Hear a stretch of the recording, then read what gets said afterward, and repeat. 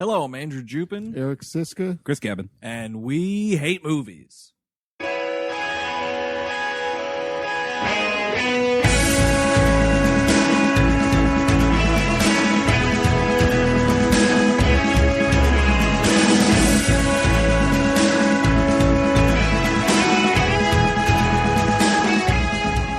Hello, everyone. Welcome to We Hate Movies. Thank you for tuning into the program. Welcome to the first week of our new listener request month.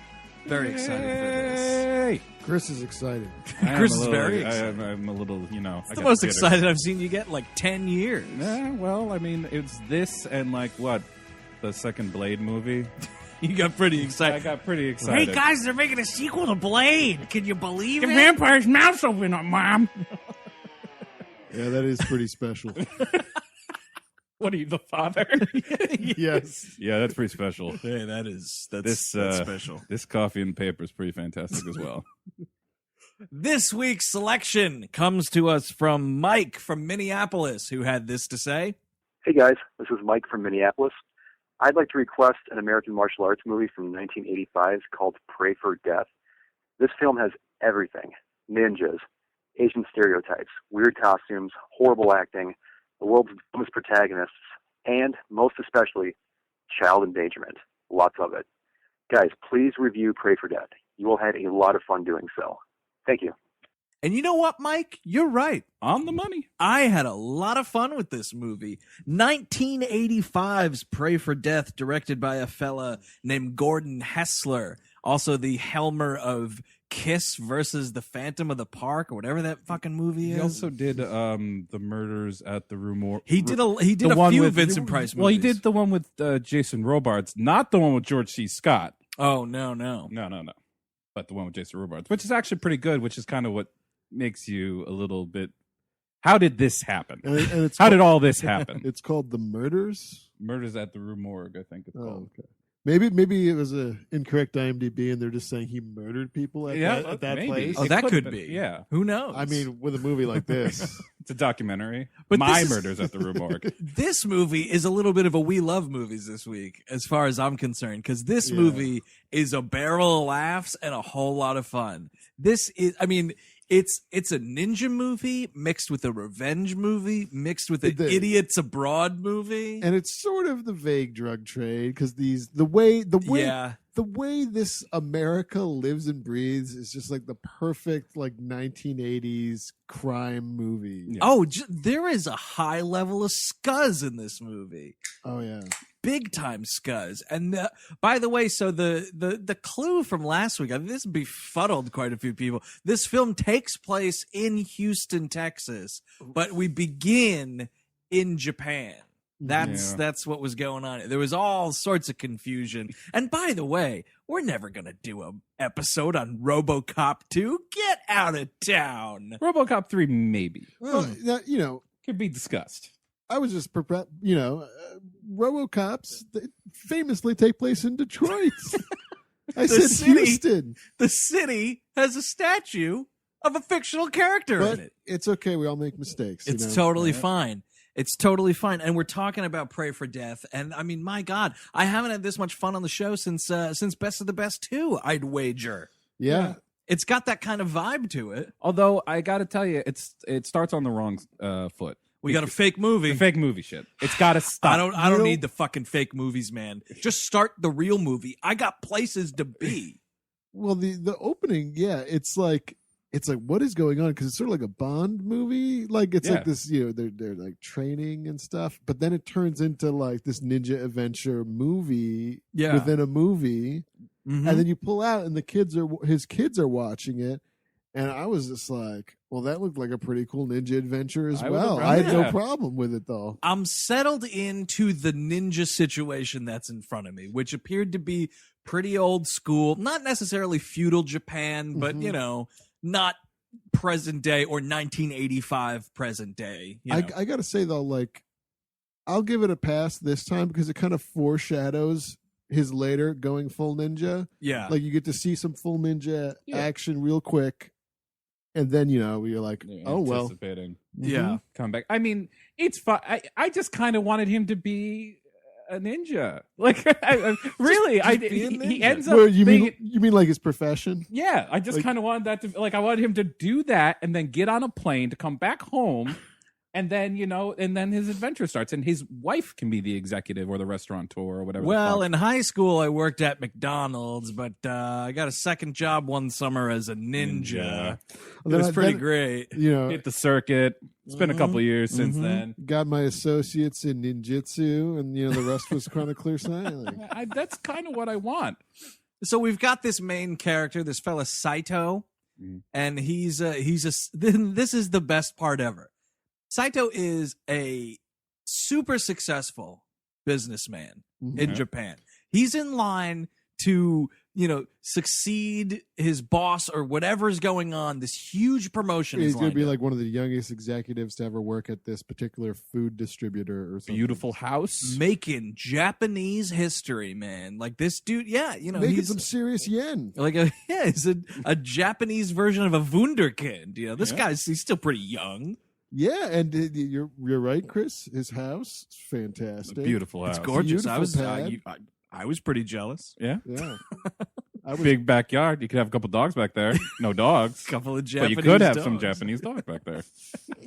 There may or may not have been a Japanese dog in that yard. Could have been. I'm not saying there couldn't have been, but I didn't see any. He's got 2 kids, and he's got a wife who's Japanese American, who's somehow living over there. We don't have the story. I think it's like her father was American Yeah. and like moved there, and Because he's buried in Houston. yes, her parents are both buried in Houston, as we find out. So we're in Japan, and we get a little taste of their life here, including both of his kids take karate class, which is it's a really awesome like. Clearly this movie, it's a low budget movie, and clearly this movie did not go to Japan to shoot the Japan sequences, because they go to this karate class, and there's a lot of Asian kids sitting around, but there's also a shit ton of white kids. Way more white kids than would ever be in a Japanese karate class ever. Just all these white kids sitting around. So it's like whatever Texas dojo they found themselves in, we're at karate class. And unlike Arnold Schwarzenegger from a couple weeks ago, this dad makes it to that fucking karate class right on time. Right on time. His kids do not hate his guts. They love their father very much. I mean, you kind of get the feel like he's not riding these kids. At least he's not. No, but like you get the feeling that at one point he probably like had a really stern talk to them, like about this stuff. Yeah, I mean, about karate and how important it is for structuring your life and such things. Oh yeah, you got to sell them on it. Yeah, but I did want to before we get into karate class because it is hilarious. One thing I also don't like about this beginning thing is it's a big thing. While they're watching the movie, they're like, "Who's the black ninja? Who could the black ninja be?" Is it because in the movie that starts a thing, and it's clearly their father.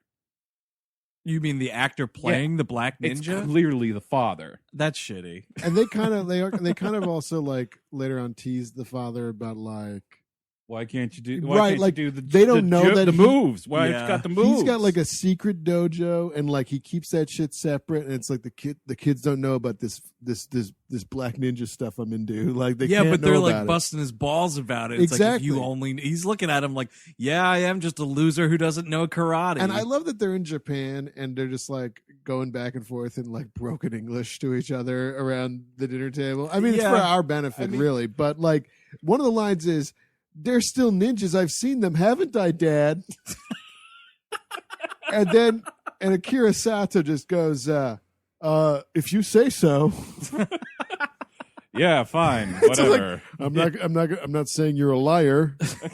Oh god, the ninja shit again. God damn it, I am not gonna have this battle, this war of words with you again. Yes, you saw a ninja one time. Go to bed. Look, the All in the Family reruns are only on from 7 to 9. Could you just fucking lay off it for a minute while I just take it in for a minute here? These are 2 kids that are obsessed with ninjas, and it's gotta get pretty obnoxious. It would kill me. Like all they're talking about is ninjas. The first 20 minutes of this movie is just nothing but ninja jib jab.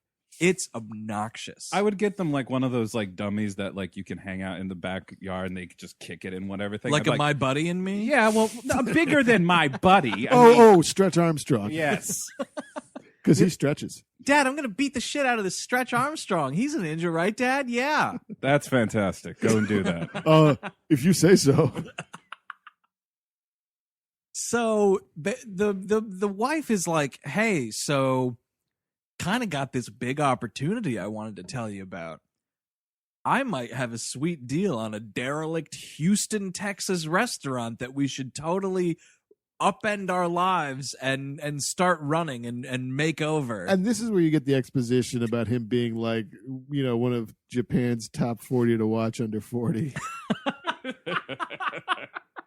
And he's like, well, this promotion would make us like the 5th richest family in this country. But, well, I suppose if you want to go run this shitty, greasy spoon, okay. Take a week off and go visit the grave. You don't have to move to Houston. Yeah, you should really fly out there first, get a lay of the land. Get fucking a hotel room, a nice hotel room in the city. Because that's the thing. If they saw beforehand, what they were going to get into, you would say no. You would decline the sale of this restaurant. So real quick, at this karate class, there's just a hilarious thing I wanted to point out. It's all these little kids sitting around. And his 2 kids are like, they're no older than like 9 or 10 years. There's 2 boys. One's maybe 10. And the other one's like between 7 and 8 or something like that. And all the other kids around them are the same, except for one child who's clearly 17 years old.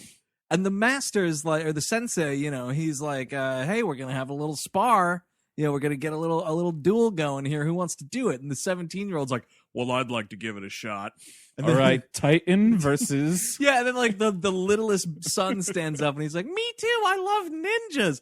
And he just beats the shit out of this kid. And they're like, oh. And then the older son somehow bests this giant. But it's like, again, it's like Kramer in the karate class. Like, maybe this teenager is at the same level as these kids, but he is 3 times the size of everyone else in this class. That's just the harder they fall. He's been pickling in that class for a while because he's really bitter now, and he just will beat the shit out of anybody. And speaking of that, before we get to Houston, when they're hanging out with the kids at the house, these kids pull out like straight up katanas on their father. Like, we love ninjas. See, Dad? And they're bringing out these swords to his neck. Oh, yeah, right at the jugular. And the wife is just like, don't hurt your father.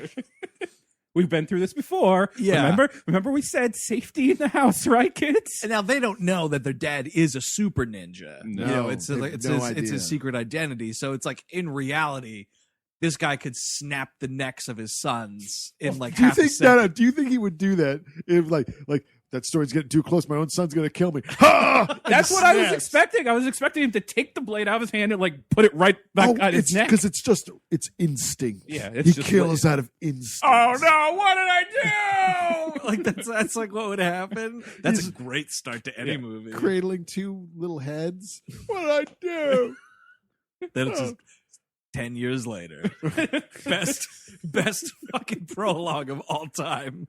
But hey, you're the guy that decapitated your sons in a domestic dispute. Everybody's pointing to him on the street.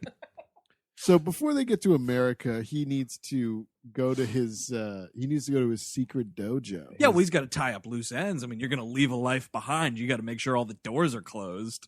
And here's a question I had for the room. Is this the big master guy with the hair and such? Yeah. Is he Lord Raiden from Mortal Kombat? Father, or is he a father-like figure? I think it's a father-like figure. Yeah, because he does refer to him as father at the end of this scene. But he says something like, I raised the 2 of you like sons. Oh, I think it might have also been like maybe there was like an orphan thing, because this guy's like a master shredder. And he found these two Japanese boys and raised them up to be like super ninja. Yeah, I don't think he's like the biological father. He actually kind of looks like Padmé from Kill Bill or whatever that character's name was. Oh yeah, you're right. He's got the gigundo gray hair, like all intricately. But this is something I'm always a little and in this movie specifically, I was just kind of like, well, this makes no sense. So he goes to this place, to his secret dojo, and he has a flashback. Yes. Right. That takes place in the dojo. It takes place at the same exact dojo. Correct. Yeah. Wherein he accidentally kills his brother. Correct. Who is also robbing the dojo. Yeah, by the Right. way. robbing the 'cause dojo. See, what happened was the brother joined the Foot Clan, Yeah. and they are no good. I mean, Yeah. Shredder pays pretty damn No, well. and so this brother's stealing cartons of cigarettes because and arcade machines. because money talks and that bullshit philosophy walks. Get man. outta here. Yeah, we don't need that. We need money. We work for Foot now.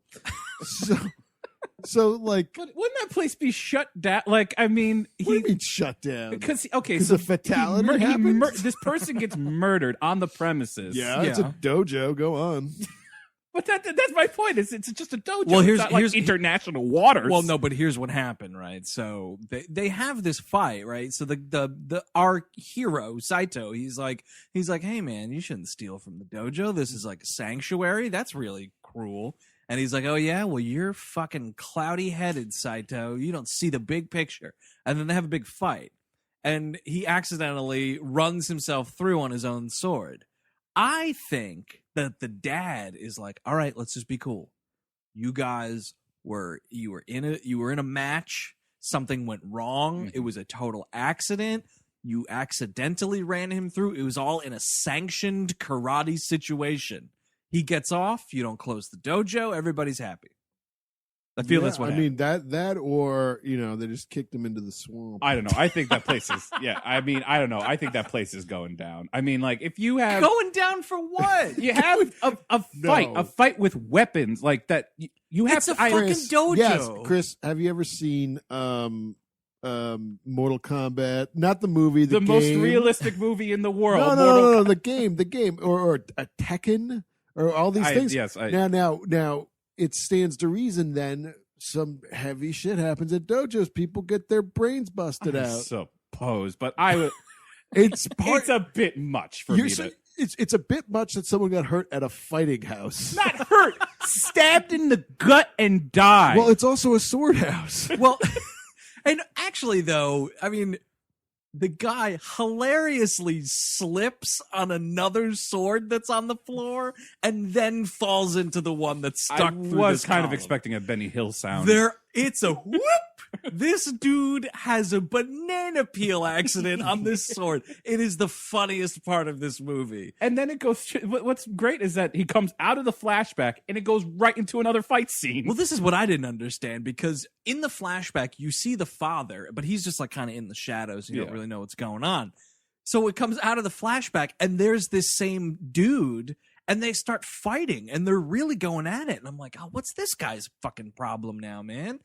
And then they just stop, and he's like, so Dad, I've been meaning to talk to you about I'm moving to Texas. And I was like, wait a second, that's your dad? Why are you just hardcore fighting each other? That's what they do, Signs man. of respect, I guess. That's how you grow up. You grow up in the dojo, This Yeah. is what happens. You got to show off your skill. I learned this from you. See what I can do? And almost kill you. Yeah, aren't you proud of me? I've got this sword to your jugular.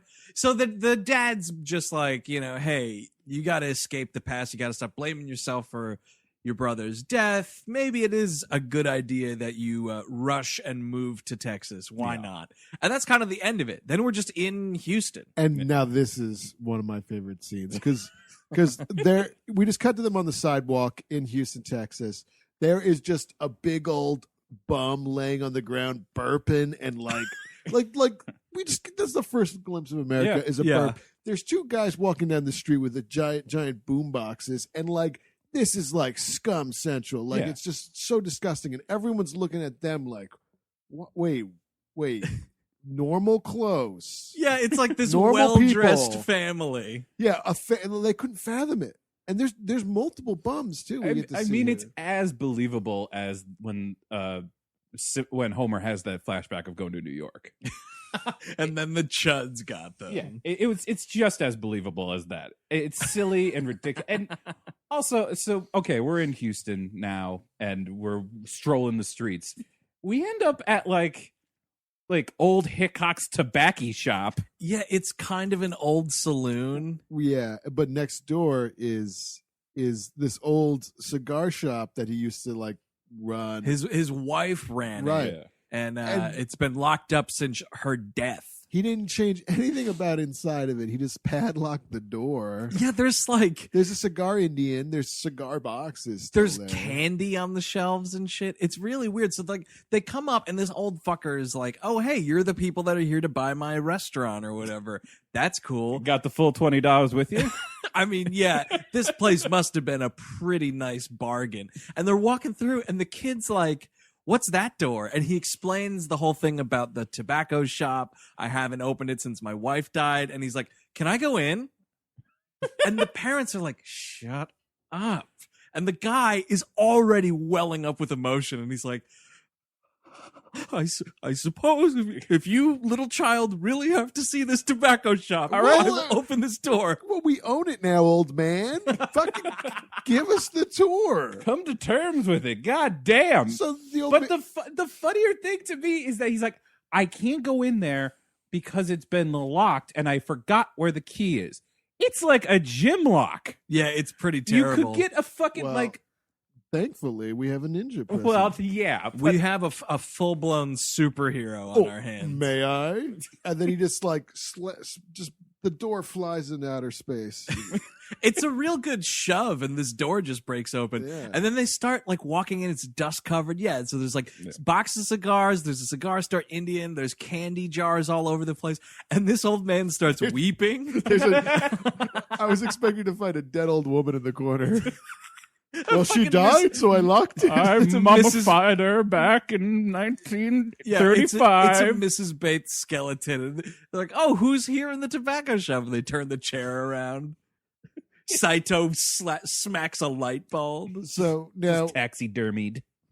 I guess this crime syndicate has been using this as like a drop-off point for years. Yeah. Well, that's the thing. Like he goes to open the outs, like the door that leads to the street, what would have been the front door of this store, and he's like, "Oh, well, this appears to have been padlocked as well. I don't remember putting a padlock here." So you're like, Pay attention to your household, man. Shit. Yeah, this is why you just don't leave shit unattended in a big house, because a crime syndicate could be using it as a drop site for heroin and jewels. And by the way, once you see like, or you hear about like, oh, that that property's for sale, or like, oh, old man Green is unloading it.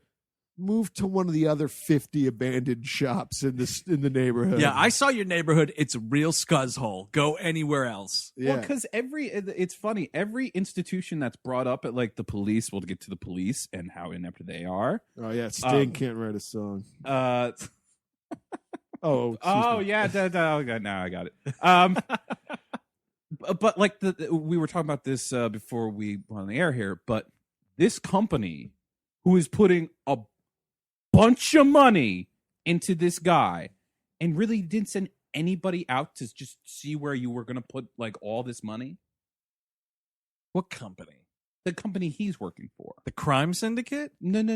He's not working for a company. Isn't he like No, that's what we're saying is ridiculous. He quits his job so they can open this restaurant. So basically. Oh, I thought they were like sending him there. No. Oh. He quits. He quits this job so they can open this shithole restaurant. Wow, that's really stupid. I know. You know what this neighborhood really needs? Fancy Japanese restaurant. Yeah, that is the ridiculous part. They open like a restaurant / grocery store. Well, yeah, maybe I'm just assuming it would be a Japanese restaurant, but maybe it's just like a hamburger stand. No, it's not. There's a scene where Saito's like he's like having these dudes put up a sign, and it's like the name of the restaurant, and then it says like Japanese foods on it or something. They open a Japanese restaurant in the middle of a Houston slum. Yeah. Why? Open a bodega. That's where I go to get my unagi. Well, oh yeah, the shittier the neighborhood, the better the food. That's the way it works in Houston. Maybe I don't know. It makes no goddamn sense at all. This. So yeah, so there's this crime syndicate that's using it as a drop point. So we see these couple of fellas come in and drop some stuff under the floorboards. Right. And the dude is like, I want to see what's in this envelope this time. And he opens it up, and there's a bunch of like coke or heroin or something. Yeah. But then there's like the jewel from Titanic's in there for some reason. And he's like, well, say, this ought to get me a pretty piece. And he steals it. And it's like this dude that sets off the entire horrific chain of revenge-related events in this movie. Because then those two guys are corrupt cops, by the way. So then, like, the criminals come in to make the pickup, and this bracelet isn't there, this necklace or whatever the hell it is. Yeah. And they're like, well, there's just a bunch of coke here. And they think that the old man who owns the building ripped them off, which leads to the single greatest thing I have seen happen in a movie since I don't even know. This is amazing. So there's like the big tearful goodbye. Like, this guy's moving to Atlantic City to live with his widowed sister. Oh, this Houston's getting too gross. I think we're going to go to Atlantic City. I'm going to go to a 1985 Atlantic City. Yeah, that'll clean up my life. You do want more of the rats than the cockroaches. Like a slum is just all cockroaches. You just want a little bit more of the rats. There's not enough sleazy, legalized casino gambling in my neighborhood. He's fine with rodents. Houston's played out. I hear they got new garbage in Atlantic City. So they like see this old man off, like he's got his car packed up with his meager possessions. His wife's skeleton is in the back seat. It's like Clark Griswold going on vacation. He's got things on his roof. It's pretty hilarious. And like, this guy doesn't get a quarter mile away from the house when these criminals they say that's when you're most likely to have a problem. Yeah, closest to your home, a quarter mile away. And so these guys like pull up, and this dude gets in the car and points a gun in this 90-year-old man's face. And he's like, no, just drive. And they take him to like under a train trestle or like a highway underpass or something. And they like get him out of the car, and they, we meet like the crime boss. Limehouse is the main. Limehouse Willie is this gentleman's name. He's like a bootlegger, or so. That's what you would think with that name. It's like Harry Limehouse from Justified. He's was he a butcher? Yeah, he's a butcher. But and it's just hilarious because by the way, this is the writer of the film as well. He's the writer of the film. He played Ernie on Twin Peaks. He was in Zulu. He's one of the soldiers in Zulu. Yeah, this guy's in a lot of stuff. He's been around for a while. Decent, acting career. I had no idea he was into this type of stuff. This is a bit much. I didn't know he was into writing sleazy karate movies. And he's British, but like, he's got this accent that's British, New Zealand, Australian. Like, I don't know what is going on across with the board. You know, he sounds like the accent in After Earth. Yeah, that's where they stole it from. Is this guy covering up his accent? But because he's trying to cover up his actual accent and replace it with like a gangster accent. Yeah, and it just blows up in his face. Yeah. So this guy gets out of the car, and they get the old man out of the car, and they're like, "Where's the necklace, Lebowski?" And the guy's just like, I don't know. I really have no idea. Old. I don't know what you're talking about." And then they just start beating this guy with like a cane or something. A crowbar. Oh, it's a crowbar? A full crowbar. Oh, delicious. They like tie his hand out or something and start wailing on it so he can't move it. And they're just beating the shit out of him with this crowbar. And this is an old man. Oh, it's four muscle-bound assholes beating up on a geriatric. A bunch of mustaches and open blouses. That's what these guys are.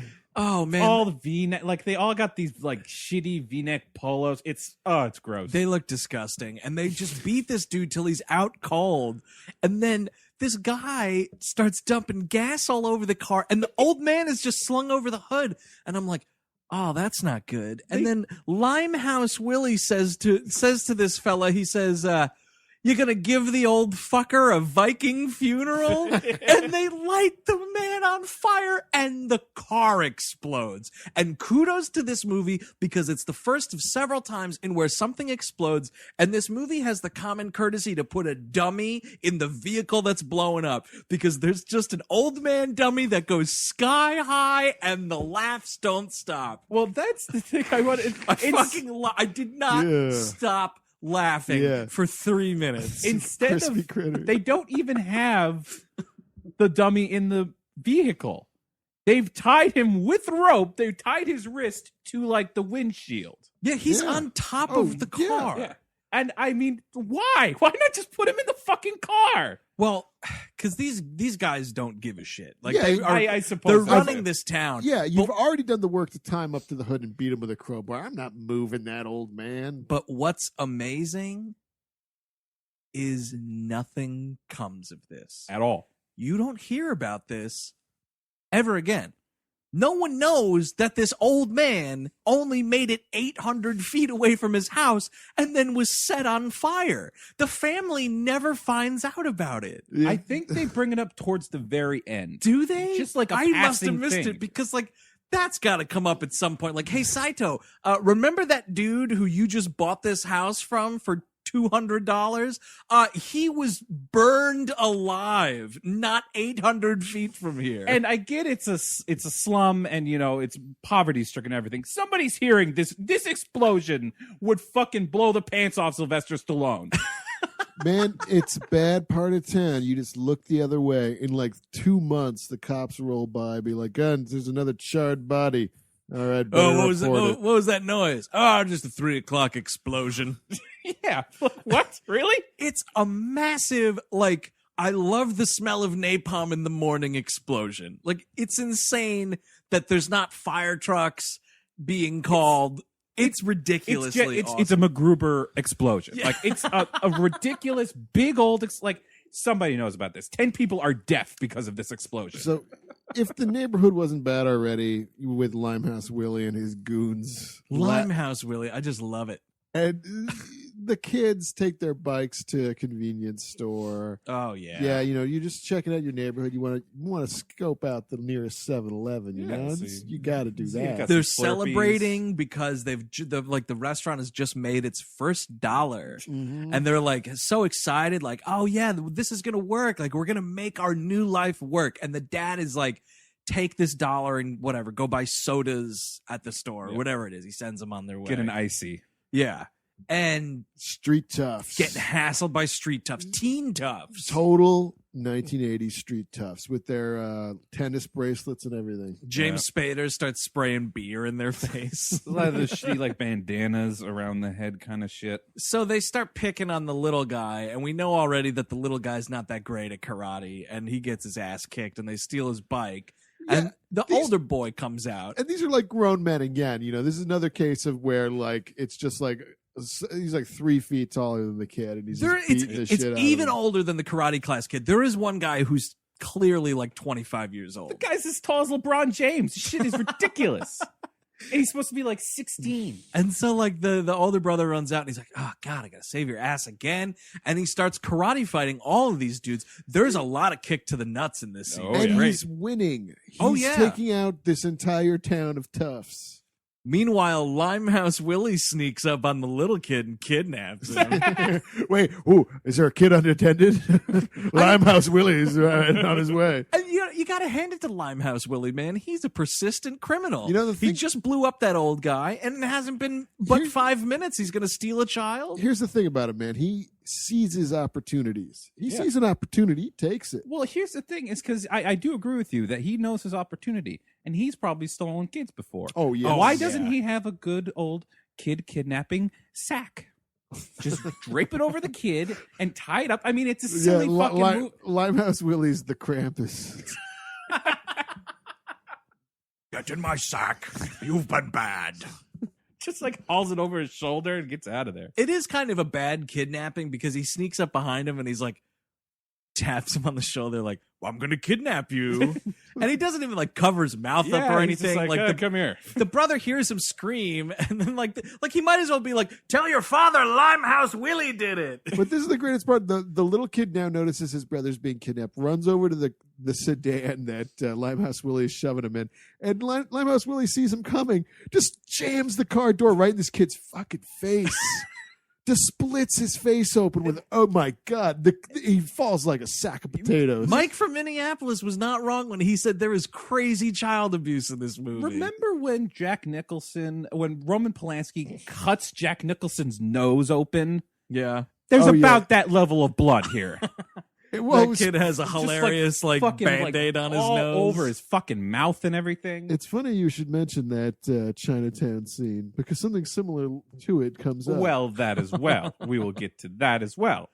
I did want to bring up, but the scene in the restaurant, it struck me a little bit. Because, okay, let's say you so he quit his job, but he's probably got a lot of savings, I imagine, if he's doing this whole trip and everything. He was making great money. So I imagine Buko buck. They have some kind of nest egg to clean this restaurant up, get it into working order, have a kitchen, so on and so forth. Just to go out of business. It looks like they swept it once.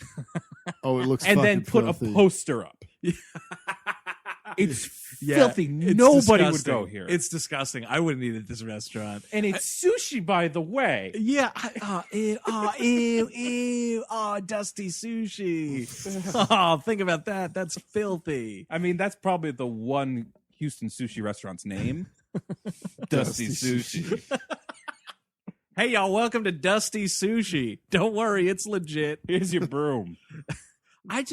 There's some lady in there who's like, well, thank you very much and welcome to the neighborhood. And I was like, what the fuck are you buying? Enjoy here? tuberculosis. Yeah, he's like, get out of this restaurant. It's disgusting. This poor woman's like, maybe the neighborhood's finally coming around. No. I've been living here for so long and it's been terrible. No, it's still under Limehouse's thumb, man. I remember when this restaurant used to be a boarded up tobacconist. Now it's an unboarded, dusty ridden, fucking disgusting sushi bar. Oh, but man. yes, the kid getting... So the kid runs in and he's bleeding all over the place and they're like, oh God, what happened now? And he's like, my older brother was kidnapped. And this is all still, I think, because of the necklace. She's like, oh, that necklace has been taken. Yeah. Everything in this movie happens because this crooked cop steals the necklace. Yeah, so it's like, well, the old man didn't know what I was talking about, and I burned him alive. So I guess the new landlord must have stolen. Yeah, they're like, oh, right. Yeah, we totally forgot before we killed this old man. A new family moved in. They must have did it. Sorry, old man. Oh, let's go kidnap their kids. Like, why don't you just talk to the man? In one or two... Like, excuse me, I'm sorry to bother you, but... I left something in that tobacco store 35 years ago. Mind if I just look around for a little bit? It won't take but a minute. It was really, it was important to me. But what I don't understand, at a couple points within the movie, we cut to Limehouse meeting with his boss, who's played by Nia Vardalos' father from My Big Fat Greek Wedding. I forget his name. Yeah, I don't know. The character's name is Gus. I don't need to know that because I hate that movie. But the thing is I kept on thinking like this was the prequel to My Big Fat Greek Wedding. Like after he did all this like slimy shit, he opened the Greek restaurant in New York, and that was that. That was his relocation. Yeah, that. Then he could be Zorba. But what's hilarious to me is that they question the crooked cops, and they're like, look, we couldn't find the stuff. Where's the stuff? And they're like, well, we didn't do it. I'm like, they're terrible liars. Really? You think like instead of just pressing the crooked people you work with, you are these people, really? Well, that's a good point because immediately after they're like, well, we don't know. Limehouse Willie, the slimiest man in town, is like, I don't believe you. Like, if anyone can spot a liar, it's Limehouse Willie, FYI. Yeah, I don't get it. So Limehouse Willie calls up the restaurant and he's like, all right, got your kid. You need to come to the docks at this time and we'll exchange. You know, you get the kid, I get this necklace that I'm looking for. We'll just call it a day. And so the dude goes, and it's the first, like, we've been seeing a couple times before this. He has flashbacks of, like, it's kind of like him controlling his ninja rage. It's the same shot. Yeah. Oh, every time he has this little flashback, it's the same shot of him just jousting. Yeah. He's got his whole ninja getup on. The first time it happens is when, like, he bumps into this dude on the street. Like, the dude clearly, like, runs into him, and he's like, watch where you're going, asshole. And you can see, like, in his mind, he's like, I could kill you in a second, but I won't. I could split this man in half if I want to, but my kids are here. Yeah, they can't know that I'm the black ninja, so I got to keep this shit under wraps. Yep. That happens to me whenever I bump into someone in New York. I get the ninja flash.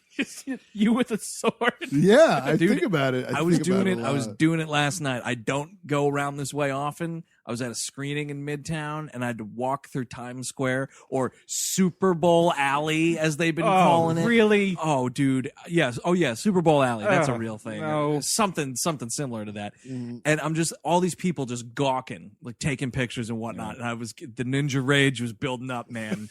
I had to get out of there. Yeah. I had to go a block out of the way just so the ninja rage wouldn't come out. Well, now you know what I'm dealing with since I work near Times Square. Well, Yeah, you know, that's no weird because thanks. most of my ninja rage came from working at Bryant Park. It's Oh, yeah. something about that area, dude. It brings out the ninja rage and all of this because it's the worst part of the city Absolutely. ever. So the dude goes to the docks and whatnot, and they got the kid there, and they take this dude and strap him up, and Limehouse Willie's like, "Where's this necklace?" And he's like, "I don't know what you're talking about. Why are you this concerned about jewelry?" Yeah. Are you sure those crooked people, which you said you didn't trust, Yeah. maybe they have it? Yeah, exactly. Maybe the people that left the drugs didn't leave the necklace or didn't take, like maybe it's on their end. The simplest answer is usually the one. You know what Yeah. I mean? Like, just why don't you go tie the cop up and cut his chest open instead of torturing this dude you don't know? He's just slicing this dude's chest And open. this is also where, right before he slices his chest, he puts a knife in his nostril and is basically threatening to do the Chinatown scene. Yes. Yeah. It's a nice little homage. It is. Wow. But this dude doesn't flinch because he's the black ninja, you course. know. And I think, doesn't he like, he punches him in the face or something before, or he, like in the stomach or something. Oh, and he like, works the ribs a little bit. he like doesn't budge at all. He doesn't flinch. And then he's cutting him open, and the dude's just staring at him like, I could do this all day. Yeah, and then he's like, okay, so this is not working. Obviously, I'm not going to get my necklace by cutting this guy up. This Hey, guy's a stone. if you don't give me that necklace, I'm going to light your kid up like a Roman candle. Takes out, like, he's going to, like, burn this fucking kid. It's like a man. pocket flamethrower he's got on Yeah, him. it's like a little butane torch or something. Yeah. And this is when the dude kind of lets some of the ninja stuff slip. Yeah. He like super kicks a light bulb. It goes dark. And then he's instantly out of his entanglements. Restraints. Yeah. Yeah. And then him and the kid are just Gone, dude. Erased from existence. It's awesome. And Limehouse Willie at this point is like, oh no. Oh, no. Finally in Houston, there's a worthy adversary to Limehouse Willie. Well, it's all like every shot you get of Limehouse, it's just him saying, ugh, fuck. Like it's all schlubby, like, fuck. It's so right. Constantly defeated Limehouse Willie. But that's the thing, is he's so goddamn brutal. He's never used to being defeated because he's the guy that will automatically take it to the highest level possible. Yeah. And then when the one time it's like not working out for him, I'm supposed to feel bad. And again, boys, his face going to be red. If he had put the corrupt cup up in that thing, you wouldn't even have to put the knife into him. You just take the knife up to his eyeball. Oh yeah, that and guy's he gonna is fold. spilling it all. That guy's gonna fold like nobody's business. But no, you had to go and pick the super trained ninja. Yeah, you picked a super ninja to torture. Bad move. This Terrible. movie, by the way, could also be alternately titled Mr. Saito's Series of Unfortunate Events. Yes. Because Yeah, it gets- after this dock scene, it's just horrible shit happening to this man and his family. Such as cut to he's just got the kid back from the hospital after this whole incident, and Limehouse's goons run down the wife and the other kid with a truck. Yeah, they get hit by a goddamn truck. It's a pickup truck. a truck piloted by a man named Bubba. Wait. A man named Bubba doesn't pilot a truck. He drives. He drives it straight into the hearts of this family, man. These two go down. Right for them, too. It's insane. And then like everybody like gathers around. Saito like runs over and he's like, somebody call 911. And then these dudes have the audacity to roll up like, hey, everything all right here? Yeah, they drive around the block, come back, and be like, let's go see it, the chaos we made. And the dude, Bubba, is like smiling at him like, yeah, you like that? Where's Mr. Limehouse's jewelry, motherfucker? You got a broken femur there? Yeah, that was good work I just did. I mean, So, they are just run down. Our ninja hero tells the paramedics that he'll meet him at the hospital. Yeah. He hops in his car, hot pursuit after this pickup truck. This is, I mean, here's what's awesome about this movie. It's one insane sequence getting topped by another insane sequence immediately after it. There is no downtime in this movie whatsoever. And it's really strangely structured because we're not at the quote unquote inciting incident quite yet. Not yet. But like, yeah, your inciting incident is maybe what? 30 minutes before. Well, them moving to America, I guess, but like the one that really set the call to action. Well, it's what Right. you. I think it's a difference between the official call to action and what pushes this guy over the edge. This is a man being driven to the brink movie. Sometimes you're driven to ninja. yeah, this Sometimes you drive. I don't know. Sometimes ninja drives you. Yes, yes. That's how it goes. In Soviet Russian, ninja drives you. That's what my grandfather always told me. Makes perfect sense. So high speed pursuit of these fellas, right? Yeah, and then he gets through like an intersection. He runs out of the car. Gets in the flatbed of this pickup He truck. just like does a flip into it, and then immediately kicks out the back window, shattered glass everywhere. Pulls this dude, the passenger side dude, out of that seat and into just the starts back. beating him. Oh, it's beautiful. And then what's awesome, there's a hilarious murder here because Bubba, while still driving the truck, I do not know why the dude doesn't pull over. He whips out a gun because it's Texas and he starts firing. Yeah.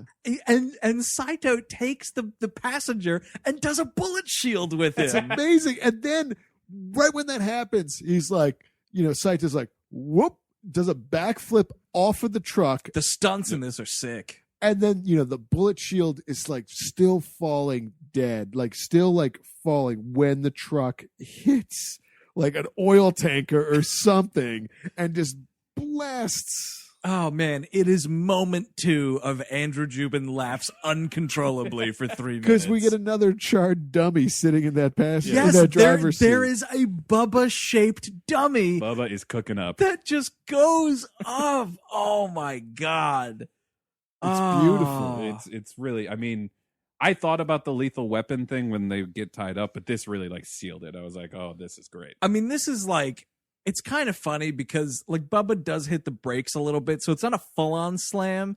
So it's kind of like that. It's in one of the Death Wish sequels where like I think it's the third one where the car famously taps the other car and they both blow up. I believe that's the third It's one. like the dumbest shit of all time. Right. It's like a Pinto joke or whatever. Yeah, like- 70s references. Yeah, like it's kind of like that. Like he's like, oh no, and it's like kind of a little bit of a fender bender, but it just goes up. Speaking of Roman candles, and again, by the way, no fire department. No. Just more charred corpses on the Houston streets. I forget, have we met the cops yet? Oh, I think No, he goes to the cops Right. after he goes, the to the hospital. hospital. The wife is out. The kid's in a coma. They're both still alive. So then he goes to the police, where the guy basically tells him tough shit. Yeah. Limehouse Willie's the toughest game in town. Well, he's like, you would have to like testify or something like that. Right. And like, what? So, like, you're yeah. a police officer. So- This guy just said, yeah, I mean, he's getting the rigmarole. yes. So he's like, all right, whatever. I'm just going to go to Limehouse's shitty boat party. And this is the shittiest of shitty boat parties I've It's ever terrible. seen. There's like some C-grade casino gambling going on. And it's like a big boat. I don't know what this is. It's like he rented like a conference room at this boat.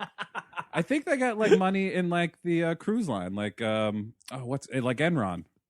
Oh, you think that's A what's little going bit. on? I think that's what Neo Vidal's father. That's all I'm going to be able to call him. Enron? Cruise ships. Oh, yeah, okay. Yeah. Well, that was in Texas, right? Enron? Yeah, but that part of that was in Texas. There you go. The smartest guys in the room. Yeah. That documentary, Enron, the smartest guys in the room. Oh, were they? No, I thought they did absolutely bad not. things. Yeah, they did, and then the whole thing came crumbling down around them. Come on, So- you remember the late 90s? So like that, Limehouse's operation starts to crumble down around him a little bit because Saito's loose on this boat now. Saito is now killing everybody. Snapping necks right Just and left. Everybody's gone. It's awesome. And here's the other thing about it. He's not quite yet at full ninja. No. This is like half ninja. This is just like, I got crossed and I'm kind of upset because the police refused to help me. Right. So let's see what kind of mess I can get into. There is a very distinct Archer rampage moment, and this is not it. No, it's not.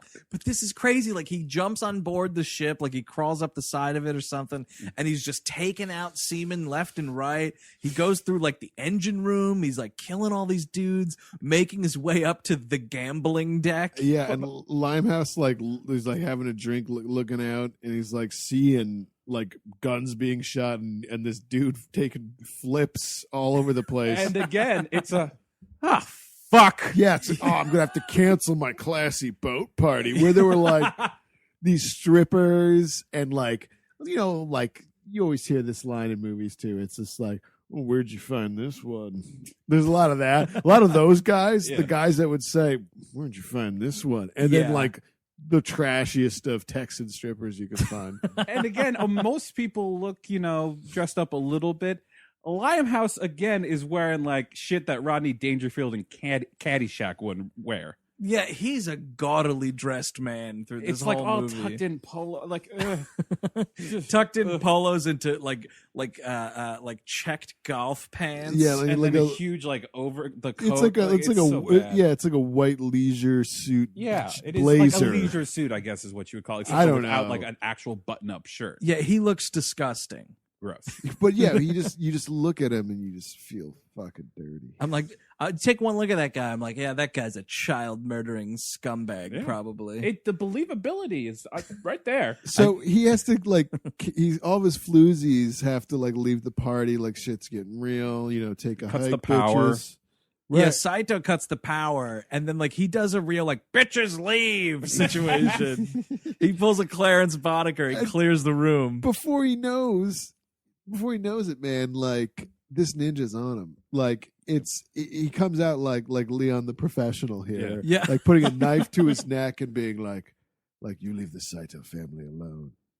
Or you will pray for death. Yeah, that's when we get the "You will pray for death" line. It's awesomely delivered He too. gets it. Stay away from the Saito family. They don't know anything about the Banata necklace. If you don't, I promise you will pray for death. And he's kind of doing like a "for the last time." I don't know what jewelry you're talking about, but I don't have a necklace. Look, this is a strong 7.5. Do you really need to see the 9.5, 10 range? FYI, you're pushing me, baby. And then he vanishes like that. Yeah, so he should have just killed Limehouse here, probably. Oh, absolutely. Because he's been killing all yeah. these other people. Why don't you just kill another? Yeah, he kills 30 men on the way to Limehouse's door. He lets Limehouse off so light. It's just like, listen, I know how America works. All right, I know that like in my scummy neighborhood, we need the whatever mafia type of thing you're doing. Yeah. Like it's like a homostasis here. Yeah, it's like everything you do serves a purpose in the long run. I get it. But for the last time, I've never seen the necklace you're describing. He's being very, very understanding for a man who ran over his child and his Oh, wife. yeah. He's Being so extremely kind. modulated.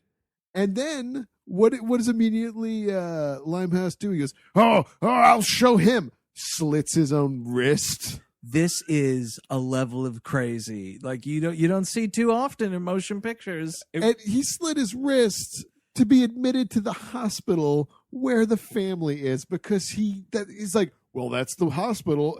They're not going to not admit me. Well, you know what was weird is I thought this was going to be like a Dirty Harry thing, where like he did it and he was going to say because Soti just murdered a bunch of his friends Right. and colleagues and just people he pays. Yeah. And I thought he was going to be like, oh, so he did this to me. And remember that great scene in Dirty Harry where he pays the guy to beat the shit out of him. Oh, yeah.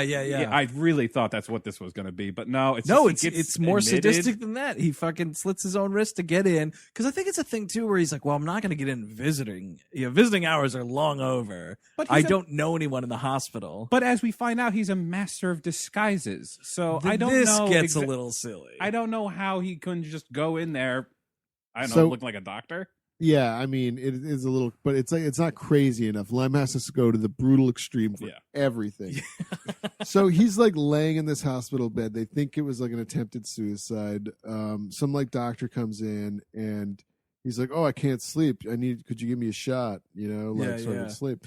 And the doctor's like, "Oh yeah, sure." And they're making a little small talk. And then Limehouse just grabs the syringe out of his arm and shoves it into his own neck, makes the doctor go to sleep, and then steals his clothes, a la Indiana Jones. Yeah. And now he's got free reign of this hospital. And there's police and there's security around. No one recognizes the number one gangster in town. Yeah, totally. No one doesn't think like, hey, I don't know. Wait, is there a new doctor? No. Nope. Just go with it. He's so big that the cops don't want to go after him. Nobody knows what he looks like. Yeah, nobody knows what he looks like. Well, it's interesting because Limehouse, he's a very curious fella. He's got three loves in this world. His first love is gaudy, expensive jewelry. That's number one because he wants this necklace. Number two, he loves killing people, kids, mothers, whatever. Loves it. Three, loves getting into costume. Yeah. That's what it is. So in this instance, it's all of his three loves, right? He's looking for the jewelry.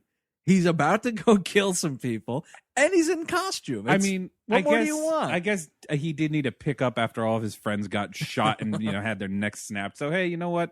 Big day for me. I'm going to go kill a bunch of people in the hospital while wearing a police uniform. So we get to a scene that's so extreme, there's an uncensored version of it on the internet. This is what we're dealing with. You can find the uncensored portion on YouTube, and it's pretty ridiculous. So pretty sleazy. Limehouse duct tapes Mrs. Saito's mouth shut. Yep.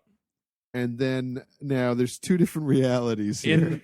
In the movie, let's go with theatrical cut in first. the movie. Let's go to the direct-to-video it cut. Essentially just cuts right after. Well, it cuts to him like washing up, and he's washing blood off of his face. So you're like, oh, I guess he killed her. Yeah, and then like cops are coming for him. Right, and now in the uncut version, he duct tapes her face, and then he starts punching her face. Yep, and then she's unconscious, and then he rapes her, and then he stabs her to death with a screwdriver. This is how brutal this villain gets. This is how insane. Hey man, we're square. Let's I'll leave you to yours, you leave mine to mine. Well, I'll get you. And then he does this. It is overkill, man. Like Limehouse, dude's got some hate in his heart. He's got a lot of problems. I would like a prequel exploring his childhood. It's probably the origin story of the Joker. You want to know how I got these scars? Says Limehouse Willie. I mean, he's really like a Sean Connery in The Untouchables. Like, they kill one of yours, you put two of theirs in the morgue. Yeah. It's one of those kind of situations. His like, fourth greatest love, revenge. Yeah. It's like an alternate reality evil Sean Connery of that world. Yes. If he had gone if he had met Nucky Thompson or something. If he was working for Capone. So, because his bloodlust, cannot be quenched, man, he's going to go kill that kid. Yeah. So he goes up, he's like pushing a cart. And this is after I believe he hasn't killed police officers yet. He pushes the cart up and he's like, time for the kid to get his shot. And this cop's like, all right, well, I'm not going to check this at all. Come right in. And like he goes to kill the kid, and then the cops find the body, and they cut back to the woman, and her like eyeballs are wide open. She's clearly dead. And they're like, oh, fuck, the other one. And like they race down the hall. And they come into the room, and then Limehouse just murders these two police officers. Cut to him walking out of the room dressed as a police officer. Well, he The disarms. costume ball continues. He kills 2, but he disarms like 6. Yeah. There's like 6 guys on him, and Limehouse just goes right through You know, them. he is like the Joker. He's a super villain because there's no way a gangster would be able to take down 6 cops it's or like whatever. it's like that whole calculated Hannibal Lecter thing. You know, towards the end of Silence when he breaks out. It's that. Like he's probably got like shit hidden in his mouth. He's wearing someone's face. But here's the thing. Anthony Hopkins in Silence of the Lambs, pretty trim. This guy's got a beer gut. This thing is hanging over. He ain't doing too much of this exercise without a big... Yeah. That's the thing. You know, you want to fit in as many costumes as possible. It helps to be as thin as possible. Yeah, exactly. Now, you got... How do all these costumes fit him so well? I mean, he went on the Ralph Cramden diet. The shit was not good. Well, maybe that's why he kills both of those cops. Like he kills the first one and he's like, oh, that's not going to fit. Better kill this fatter cop. He's holding up the tag, just like checking. before I kill you, that's a double XL, right? Yeah, why? 30 long there. Yeah, okay, I can kill you. Yeah, that'll I'll work. slaughter you. Running around looking for a size 52 pants.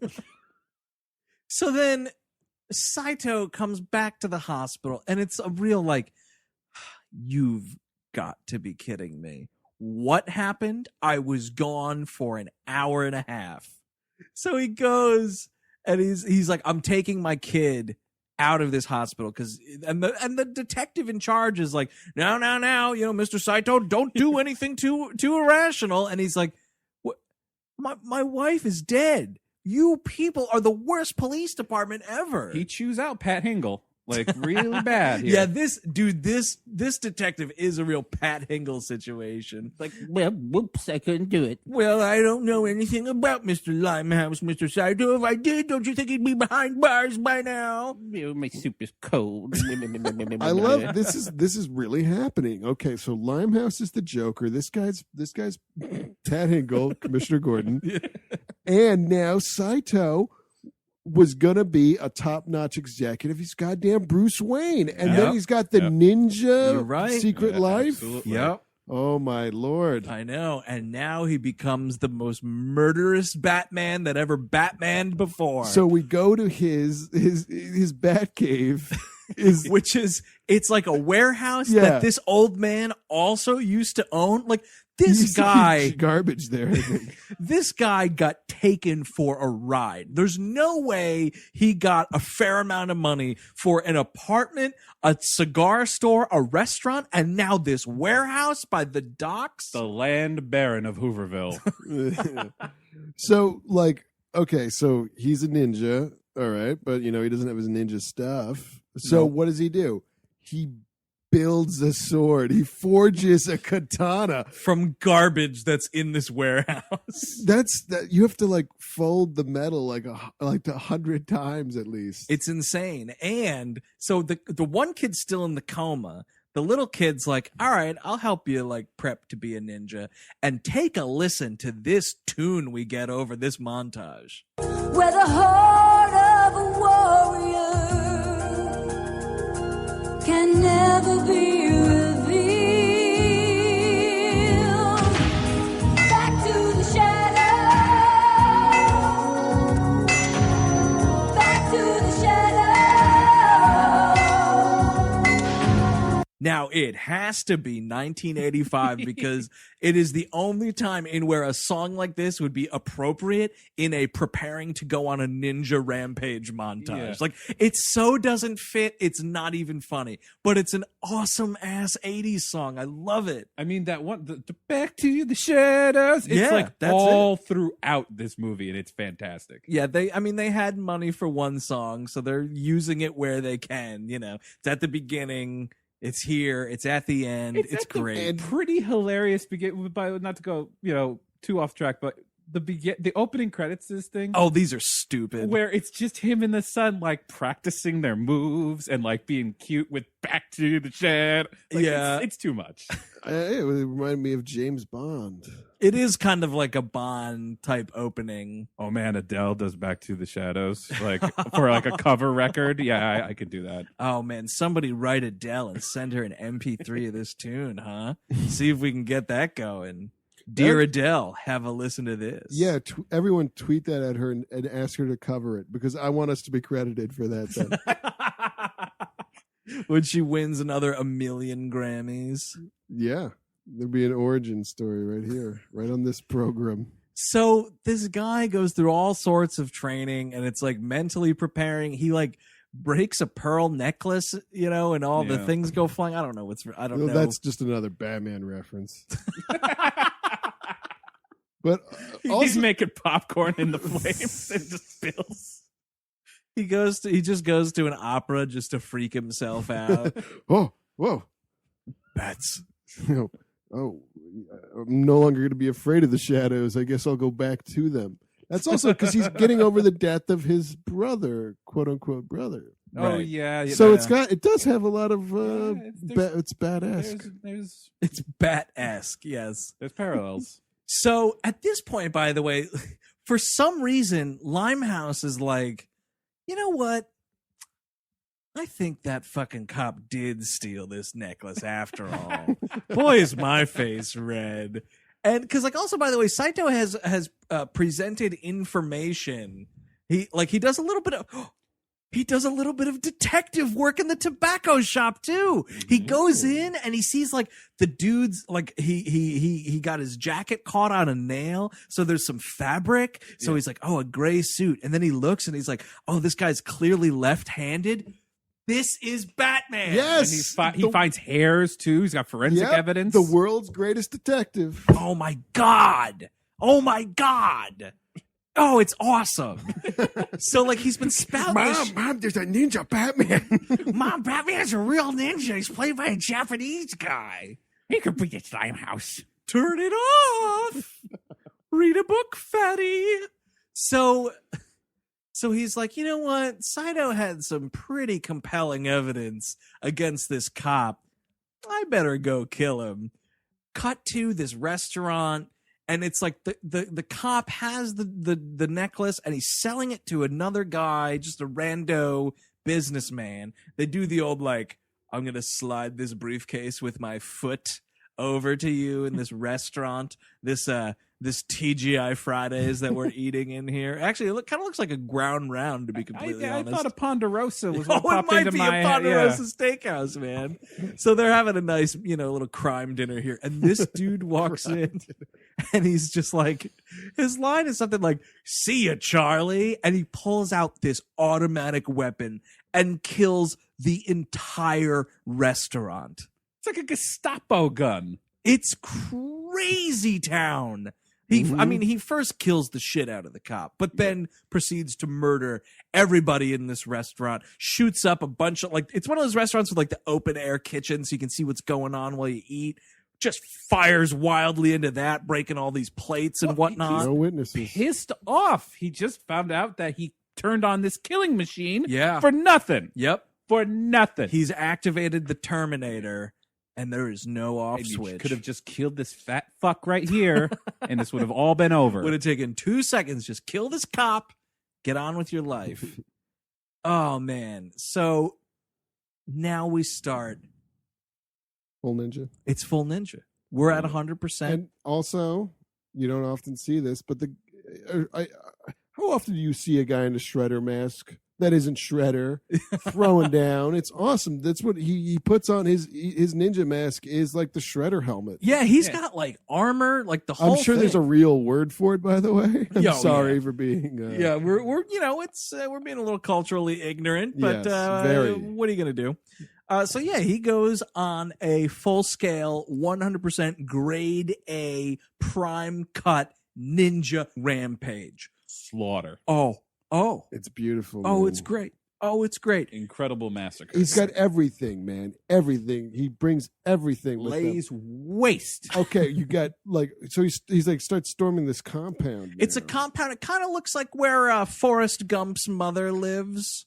Yeah, he's Yeah, storming, yeah. storming the Gump compounds. And he starts off with some good old-fashioned bow and arrows. Yes. Arrows to the face. Arrows to the throat. Yeah, right through the throat, out the back. See you later. Dude gets fucking Kevin Bacon. Couple stars to the skull. Oh, yeah. then the Pierced ninja right stars. through the skull. Yeah, a guy gets a ninja star right in the forehead, like thunk.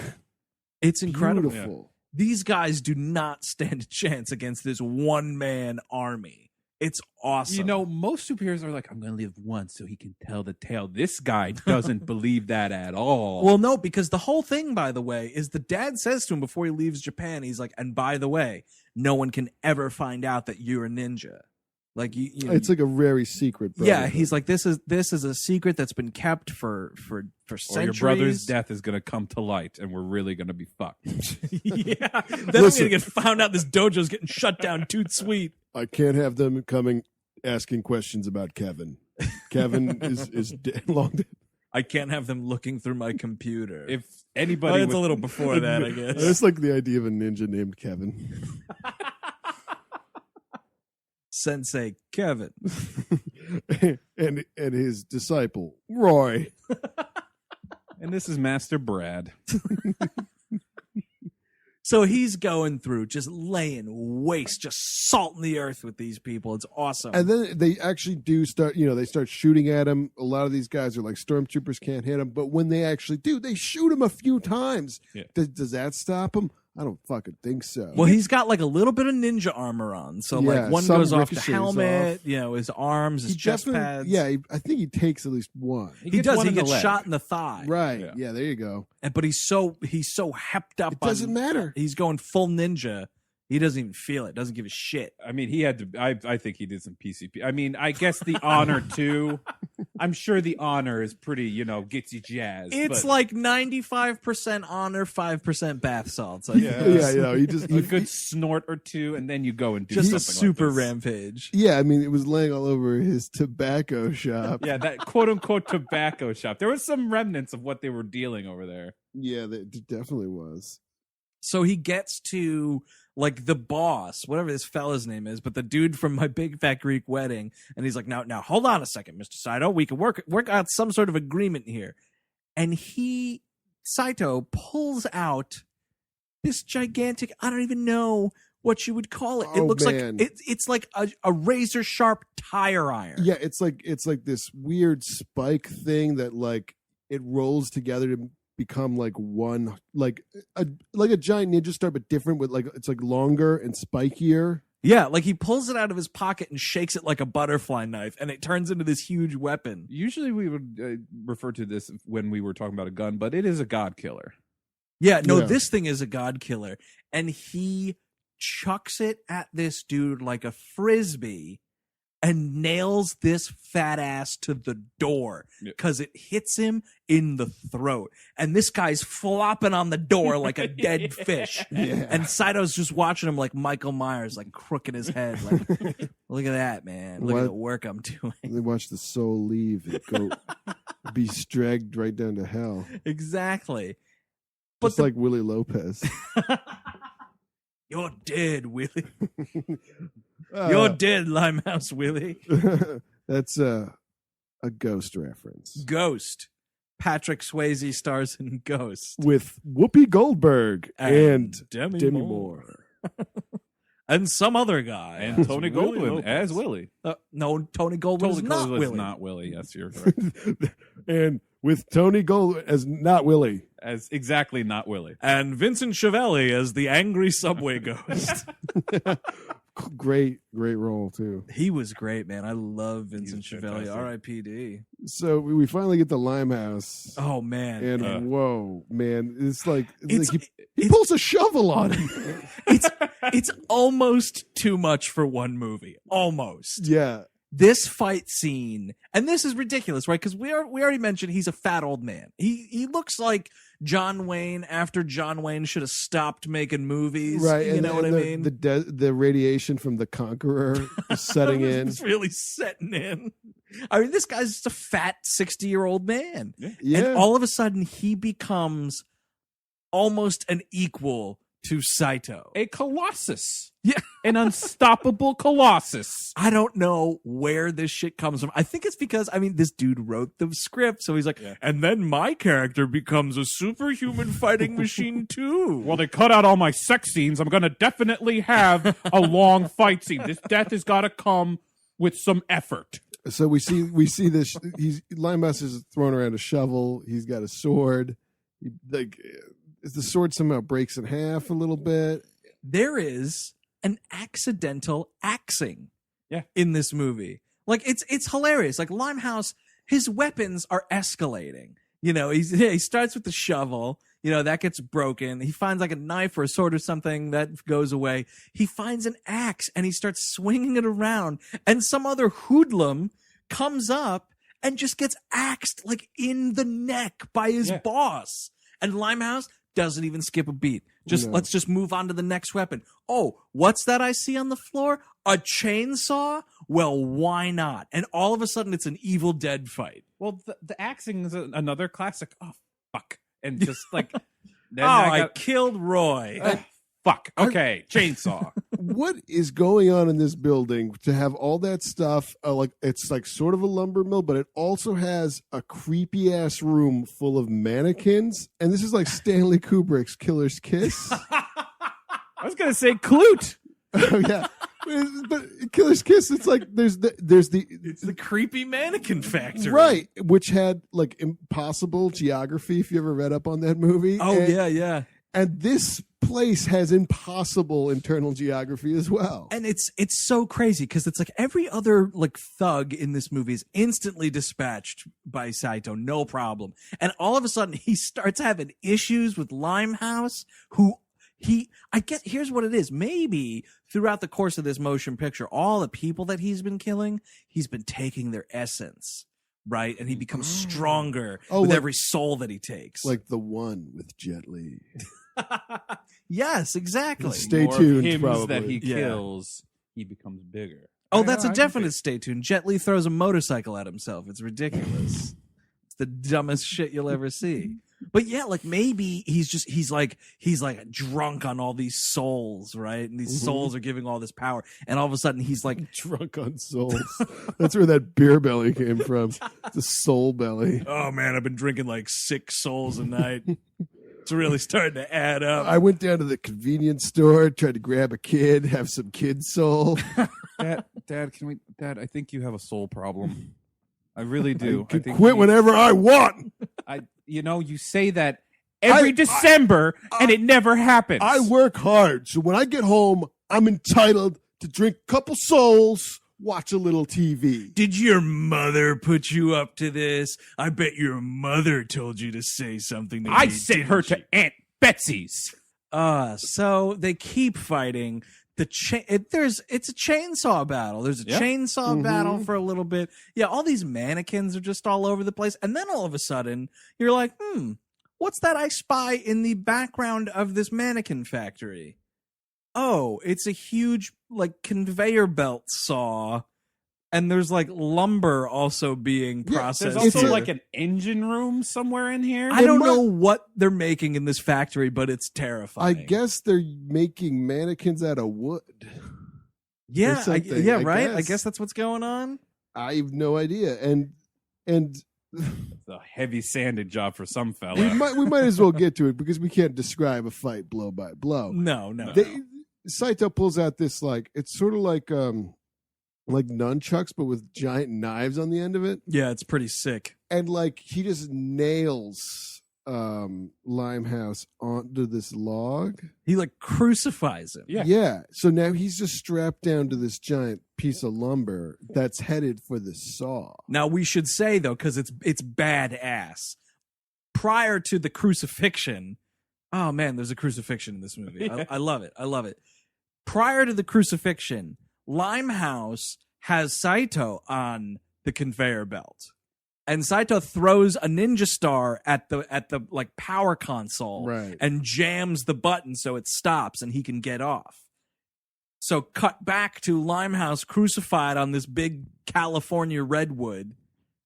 And he's like, no, just kill me. Just kill me. Just kill me. Please kill me. Saito plucks the star from the power grid. As if picking a flower from Yep. the ground. Yeah, because Limehouse knows what's up. He's Yep. like, you're going to saw me in half right now. Yeah. And I'd rather you just kill me. Just kill me. And look, he told him, you would pray for death. Yep. Yeah. And he's doing there. it. He's crucified like the Lord. You know, maybe you could just let that one necklace go. Just you know, you win some, you lose some. You lose a necklace.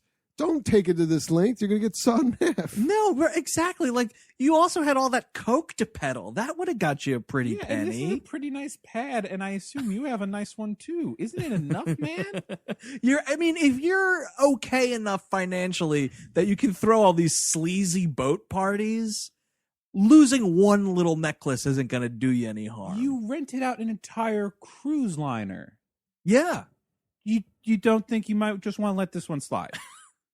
So he plucks it and walks away, and this dude just gets sawed in half. You don't see it or anything. This movie isn't really big on the gore, but But I think that's another cut scene that just hasn't been found to YouTube yet. oh, you think so? I mean, it's a pretty man. sudden cut. If I anyone hope has so. unrated Pray for Death, please, my God, send us a link. Write us in. We all hate movies at gmail.com. Let us know. Is there a dummy that gets sawed in half here? Because listen, I need some closure. Like I'm not like foaming at the mouth to see some gore. I just feel like this character, this Limehouse Willie, has done so much heinous atrocity. Yeah. I need proof that he's gone. This is the worst, one of the most brutal villains I've ever seen. Well, that's the He's thing. the Joker, man. They probably did use a villain. They probably did use a dummy, and what they did is right when he hits the buzzsaw, bursts into flames. I would love that the tree just catches on fire and he just burns and gets sawed in half. What's happening? How is this possible? I would love that to be a villain's last words. How is this possible? Dead. And by the way, much like in keeping with this Batman storyline, right? I was getting a little worried because while the fight's going on, you're like, yeah, you gotta fucking kill him. And he's been having some flashbacks, and it's like, we shouldn't kill. That makes me as bad as he does. And I'm like, God damn it, movie. God damn it. If you wuss out at the last second and he doesn't kill this guy, I'm gonna be seriously pissed. And it's much like the Batman narrative, right? Like, shouldn't be taking lives, man. An eye for an eye leaves the whole world blind. Like, this is not gonna work out. And then when I just saw him pluck that ninja star, I started cheering. And it's much like a Batman movie. Like, Batman is always killing people. He preaches to not kill people, and then he practices to totally kill people whenever possible, at all times, as horribly as you can. I kind of wish they had the cutaway. Like the cutaway has been the same shot of him just jabbing. that stupid Jabbing. jab shot. I wish that right before he takes the star out, it's a cutaway and it's Pat Hingle. He's like, no, there's no justice anywhere. Let's just fucking buzzsaw this guy to death. So our pet Hingle comes back and is like, like later on, I think he's like attending the funeral of his wife. Yeah, they're at the graveside, and the kids are like, hey, so we going back to Japan where horrible shit didn't happen to us every day? And he's like, no, we're going to stay here because we're going to be close to your mother. And that's what she wanted. Yeah, she would want us to keep up this disgusting, dirty restaurant. And plus the Riddler's about. Got a new guy on the street. Calls himself the Riddler. Pat Engel fucking hands him a business card with a question mark on it. End of Pray for Death. Set up Pray for Death 2. That's basically what happens because the police department is like officially just totally cool with this ninja murdering everyone. Right, but it's like, listen, I got it. The least I could do is say that I don't approve of what's going on. And he's like, so, Mr. Saito, you're pretty sure that there haven't been any ninjas around, right? And the kid's like, ninjas don't exist, stupid white man. What a change. Yeah. He knows what to say when the whites are around. It also the cop also goes some type of he was wearing some type of Oriental costume. Oh yeah, of course. You wouldn't know anything about that, would you? God damn it. There is a lot of offensive Asian derogatory terms just getting tossed all around this movie by characters that are supposed to be bad and good, by the way. You don't get to use the word slanty should never be in a movie like this ever. Period. It's heinous. Yeah, well, he's got some hate in his heart. He does, as I specified, he's got a lot of hate in his heart. He's got a bajillion souls in his heart, so I mean, he's drunk on all those souls. He housed a case of soul ice before he came over. Oh man, he was puking up souls all morning. Oh man, alternative movie. He doesn't get killed. He does go away to jail, and by some coincidence, he gets let out in 10 years, and it's Affliction. And it's just him and his father dealing with their soul addiction in the middle of, wintry Michigan or some shit like that. Sissy SpaceX trying to get him back on the fucking wagon. Trying the right trail here. But he can't help it, all the souls. Wow, I was a big fan of Pray for Death 1, but Pray for Death 2 took some odd turns. So yeah, the dude basically says well, if you see your ninja friend, tell him I don't want to see him around here anymore. And then Saito's yeah, okay, I'll tell him. And then the cop hands him a ninja star, and Saito bows to him. Yeah, it's just the biggest winkety wink wink of all time. And this cop is we're bowing now. Oh, great. Oh, I always wanted to do this. Whoa, how fun. Do I lead with my right or no? Okay. Honey, I was cultured today at work. Oh, man, you beat me to the joke. Honey, I bowed to an Asian man today at work. Oh, you're going to have to tell me all about it. Honey, I tackled a loafer today at work. Oh, well, then it's a roast for you then tonight. And I mean, my God. That's the end of an amazing movie. Insane. It was a blast. It's fucking awesome. So it's going to be a recommend all around, right? Oh, yeah. Yeah. Oh, yeah. This is a hard recommend. This movie is in full on YouTube. Check it out. You can search Pray for Death 1985 full. Enter. Click on link. Enjoy forever. Or you could be responsible and buy it somewhere where Pray for Deaths are for sale. That's called eBay, by the way. Yeah. eBay or the Amazon used market for sure. But this, much like Gymkata, by the way, I was like, wish this was on Blu-ray. I'd buy a double disc there would be of Gymkata and Pray for Death. I mean, give Blue Underground a few more, months. I almost want to write him a letter. Yeah. I want to write Tim League of Alamo Drafthouse, man, and be like, hey, here's your next Drafthouse Films re-release. Pray for Death. It's amazing. Well, it's a recommend. It's not a Wake and Fright recommend. No, but what could be a Wake and Fright recommend? But I mean, this is a fun movie. And it's not often on this program we get to tackle something that we enjoy. And also, this is another really great thing about Listener Request Month, right? It's between the four of us, we've seen a ton of movies because that's all we do because we're big losers. But that's what's amazing about movies. There's always going to be stuff you've never heard of that someone else has. These request months bring out some amazing stuff. What was Food Fight, Invisible Child, Hider in the House. All came from Perfect Stranger. Yeah, from recommendations from listeners, and we figured, my God, this movie's so great. It's going to be a fun way to kick off the month, and I want to watch it again. I want to watch that bandsaw death again. Oh no! Why is this happening? God, it seems impossible, doesn't it? This is so unlikely. When I woke up this morning, did not think I'd see that on my TV. That is Pray for Death from 1985. Directed by Gordon Hessler. Thank you very much, Mike from Minneapolis. If you want more information about We Hate Movies, check out our website, whmpodcast.com. You can like us on Facebook and follow us on Twitter. We are at WHM Podcast. If you have the unrated cut of this film, write in weallhatemovies@gmail.com and write urgent in the subject line. Yeah, click the little red exclamation mark so I know that you mean business because you've got what I want. High importance. We all hate movies at gmail.com. And, 2014 is the year of telling people about We Hate Movies. So, it's been nice to see some new people interacting with us on social media. Let's crank that up even more. Tell your friends, tell your family, tell your grandma. She might get a kick out of it. Until next week, I'm Andrew Jupin. Eric Siska. Chris Gavin. Take it easy.